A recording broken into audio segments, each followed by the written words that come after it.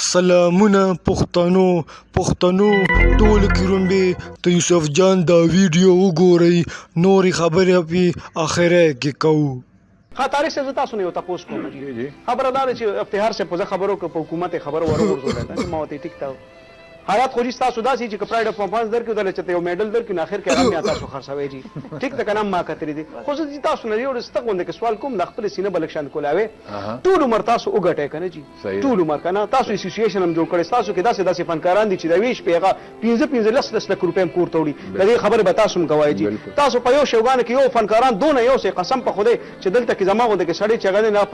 پاته کال کې نشي کټل تاسو اسوسییشن دونه به تولید تاسو فنکاران چې تاسو ته د ډیر ځات احساس دي شي احساس قسم په خدای تاسو فنکارانو خو خیر هوسته په چوکونو کې کېناسته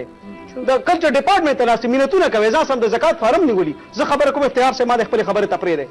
زه خو نه فنکار یم نه هنرمند یم ټیک شه زه صحافي سړی یم خو ما تاسو حالت کتلې چې تاسو حالت دی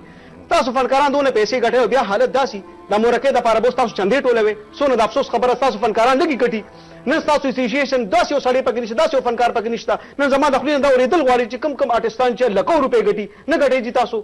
سبب ازي سه دغه شنو د پاره ذکرم سبب اسماعیل شهید د پاره ذکرم ولې بکینم جی تاسو لګي ګټي تاسو اسوسییشن څه کوي زه خو په دې اړه یم کنه یوسف صاحب ما په یو خبره پوهه کا ما ته مخکې په دې پیښور کې داسې فنکارو خیا چې کم د شپې یو 15 لک روپۍ وړي خجی دا نوم زمانه دی اورېدل غواړي جی تاسو په انډستری کې نشته جی تاریخ سے تاسو د خبره په انډستری کې خبره انډستری تاسو یو شی نه جی کبھی خان تک خبره کې هغه په لاهور زه چې د کې کې د خبره کې هغه په لاهور کې ما ته پدې صوبه کې پدې په خبر کې کس وخایا چې کم 2 لک روپۍ هم دوره دی وړي یاره هنرمند دومره چې یو شو کوي افتخار سے اب نه ګټي مینا غټي نن خبرو کوي راشي نن کولو خبره ټلیفون په راشي او مینتونه به تکای نه کو موږ دې دا خبرو کو کې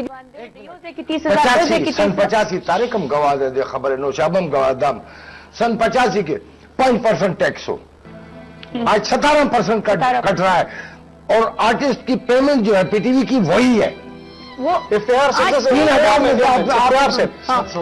सरदार मकरे जी छे बस چې سونو شوش وکنه باکس تاسو مضبوط شي جی تاسو هنرمند چې داسې کینې نو ماته په افسوس ته زه خو تاسو د پارویم چې نور مضبوط شي تاریخ سے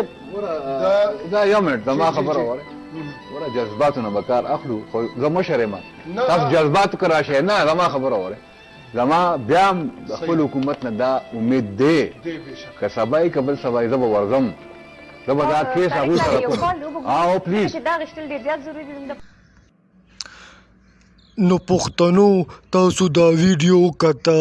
یوسف جان سر بالکل ټیک وای دا د کاران د یو شو